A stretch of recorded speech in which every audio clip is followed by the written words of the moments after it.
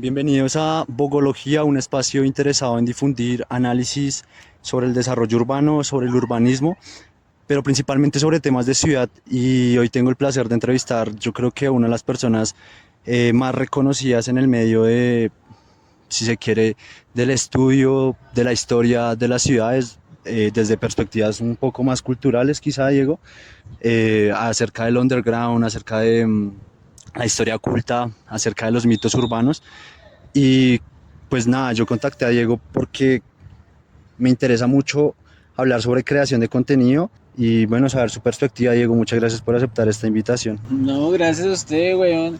La verdad, como un poco intimidante esa introducción. Yo no me considero para nada como ni un experto ni uno de los más influyentes. Simplemente yo soy un chismoso que me puse como a ver qué era lo que había en la ciudad y como a salir de dudas por mis propios medios y a compartirlo con la gente. Y así fue, pues, como más o menos me metí en esta onda. Pero no, la verdad, eso como tan pomposo, no. Me quedaría demasiado grande una descripción así. Igual, gracias por la confianza. Vale, no, igualmente yo creo que mucha gente lo reconoce y creo que es una autoridad para hablar del tema. Quisiera saber para usted qué es el periodismo urbano y en qué se distingue, digamos, de otros tipos de periodismo. Bueno, yo pensaría que, pues primero que es como un término como muy, yo diría que es un poco incluso redundante. Pues porque, a ver, o sea, el periodismo casi que se da sí o sí en las ciudades. No es que sea exclusivo, pero pues es natural que el periodismo se dé en las ciudades, que es donde más pasan noticias y cosas para reseñar.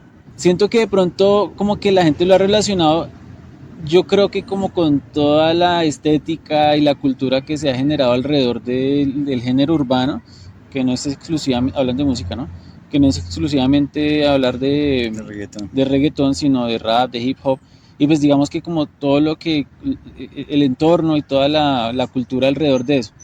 Entonces, pienso que sin estarlo buscando, pues nosotros nos hemos metido de pronto como a ese estilo, como a ese género, o a esa forma de contar las cosas, pues porque simple y llanamente estamos como retratando lo que está alrededor de nosotros, lo más cercano, lo más inmediato, por decirlo bien, también de alguna forma. Entonces, es como simplemente el reflejo de lo que nosotros podemos hacer. No nos metemos ni con gastronomía, ni con deportes, pues porque igual no han sido nuestros intereses, sino como que hablar de la ciudad, y de ahí se han desprendido muchas cosas que estoy seguro que nunca ha sido el propósito inicial de los que estamos creando contenido. Por lo menos de mi parte, mmm, siento que la gente empezó como a generar una identidad de ciudad, de apropiación, que pues de ninguna manera yo pensé que fuera a suceder, pero pues sí que me lo han hecho saber, sí se ve reflejado, digamos, en el interés que ha generado los contenidos. Entonces, pues ha sido como, sí, o sea, nosotros empezamos como con una cosita de reseñar lo que teníamos y mostrar como lo que somos, y de ahí se ha venido como uniendo más personas, más comunidad, y sí, entonces digamos que eso es lo que yo pienso del género del Periodismo periodismo urbano. urbano, que es que por casualidades, o sea, alguien lo etiquetó, pero no es que nosotros estuviéramos, Ujú. Practicándolo de sí, una manera consciente, por así decirlo de es, alguna manera. exactamente, sí. Eh, hay algo muy particular, pues obviamente no solamente de las ciudades, sino del campo, pero hablando particularmente de las ciudades, hay algo que distingue por lo menos a la ciudad de Bogotá y es como ciertas realidades sensibles basadas en problemáticas sociales, en problemáticas económicas, en problemáticas políticas en general. Y mucho del contenido, no me atrevo a decir porcentajes, pero sí he visto, voy a darle un nombre, Sasa al italiano, por ejemplo, Ujú. eh, vino acá a Colombia, hizo unos registros periodísticos acerca de fenómenos duros, digamos, de la realidad. Eh, ¿Cuáles son esos desafíos éticos que presenta un creador de contenido como Diego Andariego, sin rol específico, el que sea, respecto a las realidades sensibles? Bueno, a ver, es algo muy difícil porque si tú lo hablas desde, digamos, desde la perspectiva de Sasa, él es una persona que viene del primer mundo, una persona que ya tiene como un nivel, un estatus Sí. socioeconómico muy distinto al de nosotros. Y nosotros, pues repitiendo como lo que dije en la respuesta anterior, lo que estamos haciendo es reflejar lo que tenemos alrededor. Entonces, los videos que, digamos, en los que tocamos como esas temáticas, solo puedo hablar desde mi perspectiva y desde mi parte. Claro. Yo lo que hago es presentar los hechos según se me presentan, igual valga la redundancia, y mostrarlo así. Tratar de dejar por fuera mi opinión o mi... No, Su dejémoslo en mi juicio de valor opinión. personal. Sí, o sea, como que todas esas cosas yo las dejo un poquito afuera porque pues cada uno le puede dar como una interpretación Claro. propia a esos contenidos. Y por ejemplo, puntualmente un contenido que saqué recientemente que fue el Gravity Bike que se hace por toda la zona de San Cristóbal Sur y eso, yo quise mostrarlo desde la perspectiva más neutral y Sí. más imparcial que podía presentarlo. Y eso dio pie a muchísimas opiniones, muchísimos, o sea, juzgaron muchísimo a los pelados, pero ellos también, yo les di el espacio para que dieran su opinión, su versión de las cosas. Y ya, entonces digamos que con esos temas muy sensibles que pueden llegar a ofender o a tocar como fibras sensibles, yo lo que trato es simple y llanamente demostrarlo lo más neutral que yo pueda. Obviamente que no es 100% neutral porque yo también tengo opiniones a la hora de hacer las preguntas o a la hora de hacer las ediciones. Pues claro, o sea, yo selecciono lo que refleja un poco mi pensamiento al respecto, pero pues sí, digamos que como lo más ético que yo puedo hacer y que desde mi formación empírica es justamente eso, mostrarlo según yo lo veo y procurar dejar Diego Castro afuera de esos De las realidades, contenidos. claro. Yo hablaba de Sasal Italiano porque uno de los videos que él grabó se titula Machetes, balas, y no me acuerdo cómo es que es, machetes, balas y robos. Ajá. 2 puntos, la vida en Bogotá. Entonces, para mí eso es como una generalización desvergonzada pues, de una realidad que usted como bogotano y yo como bogotano sabemos pues que no es así. Vea, por ejemplo, la zona donde estamos es una ciudad global que parte de la idea de que hay una zonificación basada en la estratificación de clases, de social, no sé, hay muchas realidades en una sola ciudad. Por eso hablo de Sasal Italiano. ¿Qué piensa, por ejemplo, entonces no hablar de Sasal Italiano, pero sí de la pornomiseria? Su merced piensa que existe la pornomiseria hoy en día y que en la creación de contenido ha servido para las personas, o qué piensa la pornomiseria en general? Bueno, ¿tú cómo definirías porno miseria? Yo definiría pornomiseria como un amarillismo respecto a las realidades sensibles, ¿no? Como una forma de periodismo o de cine, sí, un formato de cine que vende la miseria humana. Un formato de cine. Bueno, O de periodismo. audiovisual, digamos. Uh-huh. ¿Y qué tendría que hacer ese formato para dejar de ser porno miseria? No, o sea, yo no juzgo el término pornomiseria. No, pero te pregunto, o sea, para ti, ¿cuál es el límite entre algo documentativo Ok. a porno miseria?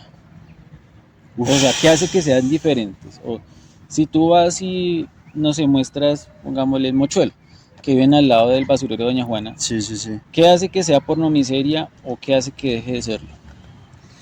Yo creo que cosas como el título, ¿no? Es decir, yo creo que la ausencia o la presencia de datos duros que sustenten, digamos, la exposición del producto audiovisual. Me explico. Si vamos a hablar del mochuelo, hablar de cuántas familias viven allí, cuál es la calidad de vida de esas personas, en qué trabajan. Para mí lo que diferencia es eso, como el deseo de explicar, por un lado, el producto audiovisual no porno miseria, versus el deseo por hacer énfasis en la miseria y ya. Bueno, o sea, la verdad, siento que es un término como un poco, justamente por eso te hacía la pregunta, como hacer la separación de Sí. dónde podría algo ser porno miseria y dónde no. Claro. Si me lo pones como a ponerlo en términos propios, de hecho, como por la etimología de la palabra que es porno miseria, el porno, la pornografía es como una exageración o algo irreal, algo fantasioso de lo que es en realidad el sexo. Ok. Entonces pensaría que la pornomiseria sería algo, no sé, no quiero decirlo, no sé cuál es la palabra en español, algo significado de la miseria humana. Pero pues a ver, es un término que digamos que acuñó Ciro Durán, si no me equivoco, por la película de Gamín que él mismo dirigió. Y él se arrepintió como de haber mostrado las cosas así. Y dije como, ok, muestra como en otros entornos cómo más se ha presentado o algo. ¿Es porno miseria o no? No sé si recuerdas una foto que ganó el Pulitzer en el, creo que fue como en el 84 o algo así, Del de niño un de niño África, africano. sí, Eso. claro. Y está un chulo como esperando el momento. O bueno, eso es lo que da a entender la fotografía. Sí. ¿Eso es porno miseria? Porque o sea, está como reflejando algo que es realidad, pero es algo que a la vez es muy crudo. Y hay como otra perspectiva de esa foto donde están todos los fotógrafos, porque no fue la única foto que salió de eso. Y hay muchas personas tomando la foto de ese momento. Entonces, ¿cuál es como el criterio que uno debería tener para eso? Eso se gana un Pulitzer y, a ver, tal vez me equivoco, pero muchas campañas como de ayuda a África se pudieron haber desprendido de esa fotografía que le dio la vuelta al mundo. Si lo extrapolamos con los contenidos de Colombia, listo, yo sé que Sasa le puso un título súper amarillista y súper, o sea, crónica roja. Para mí es muy general, como un título muy generalizable, ¿no? Como la vida en Bogotá, creo que pudo haber dicho, bueno, la vida en una zona específica de Bogotá, así. Bueno, Es ahí como digamos, como lo que me hizo ruido de ese título fue eso. tú tienes que considerar que el medio en el que nosotros trabajamos, que tú tienes 5 o 6 palabras para hacer un título que llame la atención, que logre voltear cabezas, Claro. que te haga parar de scrollear. Entonces, nosotros viviendo desde acá, desde Colombia, seguramente sabemos, desde Bogotá, sabemos que es algo generalizable, pero para otras personas es como, a ver, este enfoque que tiene este man Sí. y esto de lo que habla él está como señalando esa cosa puntual. Y si alguien se mete a ver el video, pues, no sé, yo no lo he visto, la verdad. Pero pues digamos que podría darse cuenta de que es en ciertos sectores, que es en ciertas Claro. cosas. Por ejemplo, si fuera algo positivo y digamos que el título fuera, no sé, alegría y prosperidad, el diario vivir de Bogotá. No, ¿Tú sientes que eso es...? no lo vería nadie, pareciera más una propaganda No, institucional. y más obviamente. allá de eso, o sea, ¿crees que es un acercamiento objetivo?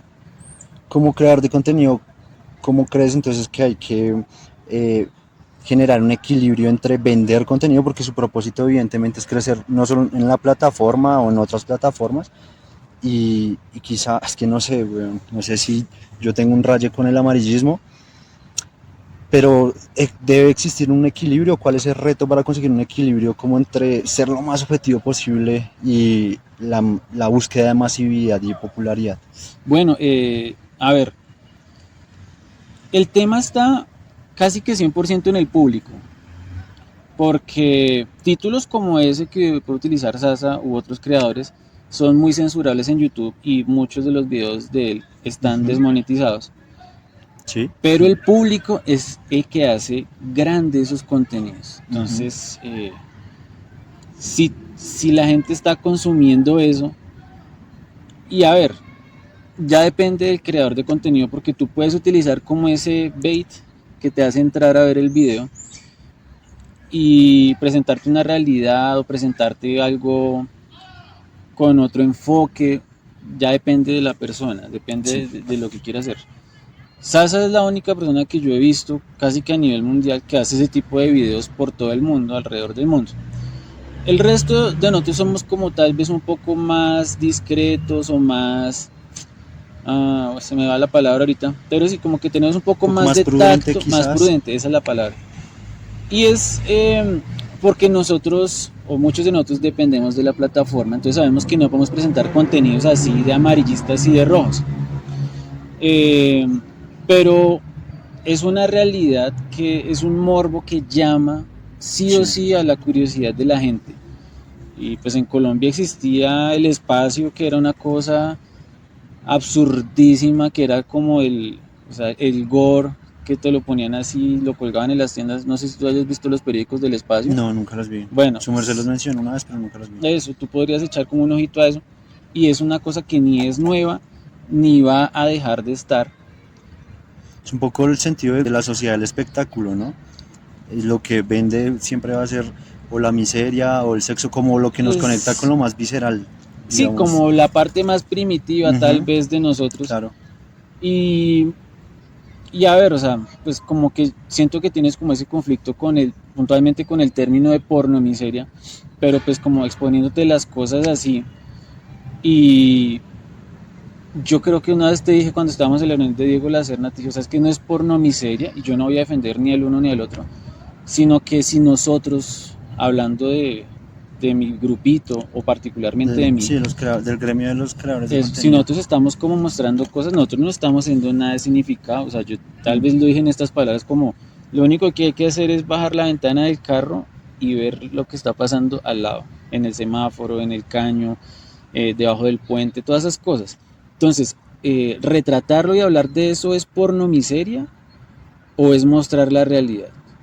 Porque yo pensaría que llegaría a ser porno miseria si yo le digo como al man, venga, parce, busque ahí entre la comida y saque un pañal y cómase la mierda. Como lo que hacía Ciro Durán. Bueno, es que bueno, y como ese tema de la película esa de Armando agarrando pueblo o algo así, que era como una burla de ese tipo de estrategias. Entonces, o por ejemplo, la vendedora de rosas. Ush. ¿Es porno miseria o es realidad? ¿O es una ficción basada en una realidad? ¿Dónde se dibuja el límite? Entonces yo por eso te decía como en esa ocasión que yo no estoy muy de acuerdo. Bueno, es que tú me lo decías como... Pues yo te hice otra pregunta ese día. Yo me acuerdo que la pregunta que te hice fue ¿cuál es la responsabilidad ética de un creador de contenido? Que, por cierto, si la quieres responder. Sí, igual, como te lo dije en esa ocasión, es ninguna. Porque mientras que nosotros estemos como reflejando la realidad, y yo por eso solamente, digamos que te di la respuesta sin tener en cuenta como otras cosas ajenas a nosotros, o sea, solamente puedo hablar desde mi perspectiva y desde mi realidad. Sí. Entonces, si otras personas hacen, y tal vez yo no estoy en conocimiento, pues nada, así ya sería como entrar puntualmente como con esas personas, con esos contenidos puntuales.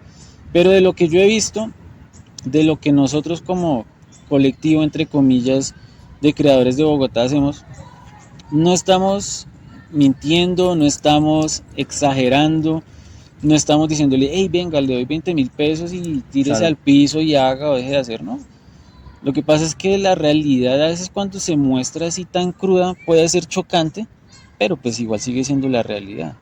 Y nosotros tenemos como unos parámetros que tenemos que manejar dentro de la plataforma que también limitan lo que podemos hacer y lo que podemos mostrar. Entonces, no considero que sea como algo para decir, no, estamos haciendo porno miseria si lo definimos como más o menos tratamos de definirlo acá.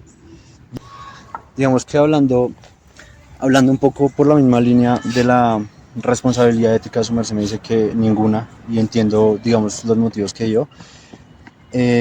¿Cuál ha sido entonces el aporte que le ha hecho la creación de contenido, el gremio de creadores de contenido a la sociedad en general? Digamos, hablando particularmente del tipo de trabajo que hacen ustedes. Bueno, como te he dicho inicialmente, nosotros como que hicimos fue retratar las cosas que teníamos más inmediatas, y lo que se haya desprendido de ahí ha sido casi que involuntario. Nosotros no hemos buscado en ningún momento cambiar la sociedad, ni para bien ni para mal, porque tal vez la ambición o sea, no tenemos una visión como tan global de cómo pueden afectar los contenidos. Y es tanto así que nosotros no sabemos y como que no somos conscientes de la respuesta que va a tener algo que hacemos, algo que publicamos. No sé, por ejemplo, una bobada. Yo hice una historia diciendo que los combos de Cine Colombia en realidad no bajaron de precio, sino que fue que le quitaron unas cosas. Y hubo un par de medios que sacaron una nota acerca de eso. Y yo lo hice como sin la conciencia de que pudiera llegar a un medio, mucho menos a medios así como digitales Sí, ya que le ha pasado hartas veces, sí me ha ¿no? pasado en muchas ocasiones y ahí está como el reflejo de que uno no es consciente de hasta qué punto llegan los contenidos y también ha pasado de manera muy positiva, pues porque por ejemplo cuando estuvimos en los almuerzos de 1000 hicimos una vaca para la señora y eso fue una cosa, o ha sido porque la gente sigue aportando, Chévere. brutalísima, brutalísima y yo he tratado como de compartirle a la gente como los esfuerzos que ellos han hecho, cómo se han visto reflejados en la labor de doña Luz Mary, pero yo nunca llegué jamás con la ambición de que llegáramos ni a lo uno ni a lo otro. Ujú. Entonces, inherentemente como a la labor que hemos hecho, las personas y puntualmente los bogotanos han agarrado identidad y pertenencia de ciudad. Mm, ¿Qué si, piensas de la industria creativa? De las, un poco, no me gusta utilizar el término economía naranja, pero sí de pronto como de el consumo de este tipo de productos de la cultura, ¿no? Como, incluso ustedes ahorita veo que tienen como un desafío muy grande y es las temáticas que están trabajando se agotan, ¿no? Porque es una bonanza y a veces es como pescar en un río en el cual pues hay un límite de recursos, ¿no? y Pero hay, y hay 100 pescadores. exactamente, entonces como que quería saber un poco qué piensas acerca de la venta y la comercialización de la cultura, ¿no? De pronto, si al entrevistarnos a un personaje underground, así, o a ir a un barrio específico con ciertas tradiciones y grabarlo hace perder la esencia o por el contrario la aumenta. ¿Qué piensas respecto a eso, a la comercialización de Pues la a cultura? ver, o sea, es como inevitablemente si hay un impacto notable en lo que tú estás haciendo. Ujú. Si tú así hablas, no sé, por ejemplo, que Tomás habló de Lucas, el señor que vive en la alcantarilla, Mm. y tuvo una cantidad de visibilidad, y llegaron otros youtubers a entrevistarlo y todo eso, y pues a ver, o sea, ya depende del señor si lo capitalizó o siguió su vida así. Y tú me estabas preguntando como por esa comercialización de la cultura. Siento que es algo muy grande y más complejo de lo que nosotros llegamos a entender, porque, a ver, lo voy a decir como es. De alguna forma ser ñero se volvió de moda, cuando antes era como algo muy marginal y como que era como el de correr a un lado, pero el alter ego o el personaje que tienen los reggaetoneros es ese. Sí, Y eso viene de una comercialización. cultura heredada, pues porque entonces los gringos y entonces West Coast y Tupac y toda la gente que venía del barrio y del gueto y toda la vaina, y eso se fue heredando hasta que aquí en Colombia también empezó a hacer eso así, porque sí, efectivamente, la estética que maneja Fercho, Fate, no, es que no sé bien cómo es el cuento, creo que es en la misma persona, es de ñero, y el lenguaje y ellos utilizan el parlache, Ujú. lo mismo Maluma, lo mismo J Balvin, y la Comuna 3 es un icono también de toda la vaina. Exactamente. Entonces, a Creo que ver, la Comuna 3 es un ejemplo muy brutal de eso. bueno, con la Comuna 3, o sea, es como algo un poco exótico porque es como ir a visitar un barrio los que eran más marginales y ver cómo vivía la gente. Yo no he ido, no, la verdad nunca me ha llamado la atención ir a la Comuna 13 porque me parece algo muy superficial. Pero pues cuando empezó era porque querían, uy, pues, madre, ¿cómo así que los pobres vienen así? Y cómo así que las escaleras, y cómo así que los pasadizos, todas las vainas. Entonces, bueno, ahí está, o sea, un poco como ese morbo y ese amarillismo, cómo lo mutaron, cómo lo capitalizaron y cómo ahora es una cultura tan importante a nivel mundial. Y en Bogotá está pasando algo similar y también con los nuevos artistas y digamos que todos abrazamos un poco de dónde crecimos, de dónde salimos y están artistas como Penjair, como El Calvo Mm. y bueno, La Etnia por ejemplo que pues o sea, son una institución completa del hip hop o del rap. Y es porque de alguna forma capitalizaron como Identidad. esa identidad. Y bueno, la frase reutilizada y recontrautilizada de retrata tu aldea y retratarás al mundo. Bueno, retrata tu aldea y serás global. Entonces, como que hablando de estas cosas locales, llama la atención de muchas personas que ya no son los bogotanos, sino que hay gente que empieza como a voltear miradas acá. Y eso puede ser que nosotros estemos adentro de esa transformación sin ser muy conscientes, pero sí llamando la atención y como generando esa identidad.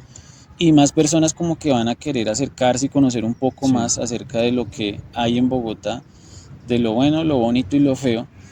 Y son muchas las personas desde diferentes perspectivas que vienen haciendo como esa labor.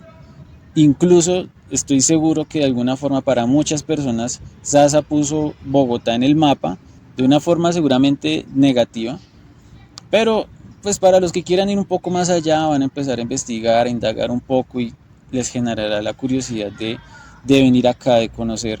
Lo mismo como pasó con Medellín, que sabemos que en la época de la violencia se hablaba mucho y nadie se atrevía a venir. De hecho, yo me atrevo a decir que un poco esta venta de la identidad cultural y toda la realidad y como toda esa historia como tan pesada de Medellín es una hipótesis loca, pero es la responsable de que hoy en día haya gentrificación en Medellín. Tiene que ser, porque, a ver, por varios factores, porque primero que todo, hubo mucho dinero del narcotráfico que se quedó en Medellín, entonces hay estructuras, hay carreteras, hay parques, hay cosas que se pagaron con dinero de narcotráfico. Entonces digamos que hay como algo, hay una ciudad, no digo que toda, pero sí hay una parte de la ciudad hecha con dinero de narcotráfico, entonces hay como una estructura, como un andamiaje. Y empezó como a llamar la atención justamente pues porque el narcotraficante más famoso de la historia del planeta ha sido Pablo Escobar.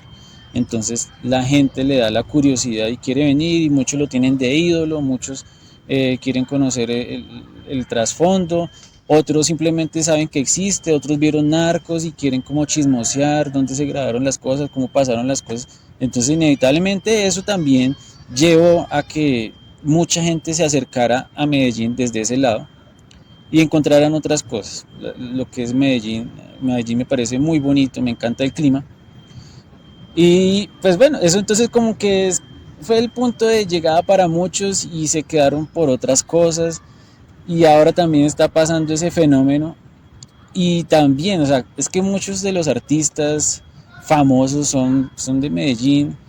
Creo que Karol G, es que no me sé bien ese cuento, pero creo que los máximos exponentes del reggaetón de Colombia son paisas. Paisas. Y pues eso es un reconocimiento a nivel mundial. Y en una canción sé que mencionan Perro Negro, que es una discoteca de Medellín, entonces como que, o sea, mucha gente poniéndole el ojo encima a esa vaina. Entonces han sabido capitalizar, han logrado que como esa atención se convierta en algo más que simplemente como el ir a mirar como la curiosidad de la cosa y soltarlo y ya. Entonces han logrado como alrededor de esa cultura Construir. construir una ciudad, pero también tiene unos contras bien importantes. Pero bueno, o Por sea, ejemplo, ¿qué no, contras? o No sea, el sé. tema de la gentrificación es algo Es que mi hermano vive en Medellín y, muy o dura, sea, muy costoso el conseguir estilo de casas es vida. imposible. Y ya ahorita entonces estamos empezando a tener Karens en Medellín, que como así que no hablan inglés, que se emputan, que porque no los atienden en inglés. Entonces como que, o sea, viene también gente como desequilibrada. Bueno, como esa fama que tienen los gringos de ser como muy centristas, muy gringocentristas, no sé cuál es la palabra. Entonces, obvio, pues es normal, como que en una expansión así, y tal vez ya el tema de vivienda es algo serio y delicado. ¿Y cómo se combate eso si en tantos lugares ha pasado anteriormente y no ha habido forma de controlarlo, no ha habido forma de limitar un poco el tema? Claro. Eso es algo que juega en contra de, de esa expansión o de esa. Hipervisibilización de una ciudad. Exactamente. Sí, seguramente no estamos preparados para recibir tanta atención ni tanta gente. Diego, ahorita su merced me estaba hablando de la plataforma de YouTube en la cual me decía que ustedes son muy prudentes con los temas que hablan, con el lenguaje que utilizan, ¿no? Incluso creo que con las imágenes supongo que mostrarán qué piensa de la libertad de expresión o cuáles creen que deben ser los límites. Nosotros tenemos que entender que YouTube no es una plataforma libre, YouTube es un negocio y es una empresa. Y una empresa tiene sus lineamientos y tiene sus reglas. Entonces es como si yo quisiera ir a, pues no sé, mi experiencia en los call centers, y yo quisiera ir a trabajar en chancletas. Y me dicen, no, no lo puedo hacer. O sea, yo estoy trabajando en esa empresa, yo tengo que limitarme a lo que ellos me permitan. Y de igual manera pasa con YouTube, porque ellos dicen, mire, esto no se puede hacer, o si lo hace, se desmonetiza, o si ya es muy pasado, se quita ese contenido. Pero pues es que YouTube no es un medio libre. Eso, o sea, es parte de un gigante como es Google. Entonces ellos son quienes deciden que sí y que no. Y pues digamos que inicialmente yo tenía como mucha queja al respecto, pero si quiero trabajar ahí, pues tengo que ceñirme a las reglas y tengo que seguir con las reglas. O sea, para crear medios libres es como muy difícil, es como muy complicado. Y si de pronto como que, a ver, la censura tal vez entraría en que si yo tengo un pensamiento político y esos videos me los quitan, ok, ahí ya puede haber como una censura, eh, yo, pues no, sería como una censura real, pero yo considero que, o sea, como que nosotros nos estamos manejando dentro de un sistema que cualquier cosa que digamos, sea de derecha o sea de izquierda, sigue siendo una discusión adentro de este sistema. Ya otra cosa, si yo me saliera como de este sistema y empezara a decir cosas, no sé, reveladoras o que pusieran en peligro el gobierno, o Como cosas Juliana así. Sánchez. Como Eso, tal vez eso podría ser algo. Y aún así, yo creo que ese man con toda la información que tenía y con todo eso, pues la repercusión fue mínima. O sea, contuvieron completamente el alcance que pudo haber tenido ese man. Entonces, sí, eso. O si, no sé, o si por dar mis opiniones me empiezan a amenazar, o si empiezo como a recibir, es que, pero igualmente lo que te digo, o sea, siento que cualquier opinión política que uno pueda dar está adentro del sistema. Claro. Diego, para terminar, hablábamos un poco de los desafíos a los que se están enfrentando los creadores de contenido, particularmente en Bogotá. ¿Cuál crees entonces que es el futuro de la creación de contenido en Bogotá? No sé, pongámoslo de acá a 5 años. Pienso que, a ver, si tomamos como ejemplo a Casey Neistat, que es el papá de todos los youtubers desde hace, no sé, 15 años más. Casey Neistat es una persona que durante muchísimo tiempo hizo contenido solamente de Nueva York. Y de alguna forma sacaba tema y ya después como que no era lo que él reseñara, sino era ya el personaje y ya la gente quería ver al personaje y ver cómo se desenvolvía en estas otras situaciones. Y Nueva York era como un personaje en sus videos. Y si nosotros, o sea, hay dos opciones, o llegamos como a ese punto en el que Bogotá se convierte en una fuente inagotable de historias y de contenidos y no tengamos la necesidad de explorar afuera, sino que más bien la atención y digamos que los contenidos lleguen a ojos nuevos.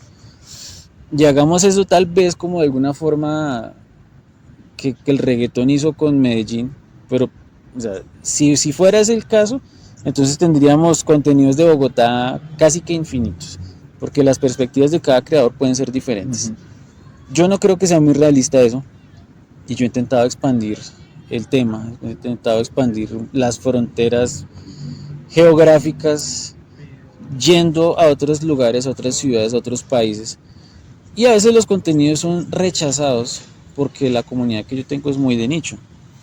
Entonces, entre todos nosotros que hemos logrado como abrir un poquito esa puerta de YouTube Bogotá, que así decidimos llamarlo nosotros, pues también tenemos que buscar la manera de que los espectadores que ya tenemos se interesen en otras cosas, llamar la atención a otras cosas Siento que hasta el momento ninguno ha encontrado la fórmula.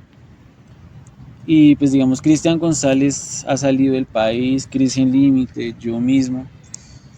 Y los videos no son exitosos. Si fueran videos exitosos, nosotros estaríamos igual, ya constantemente viajando y soltando un poquito acá.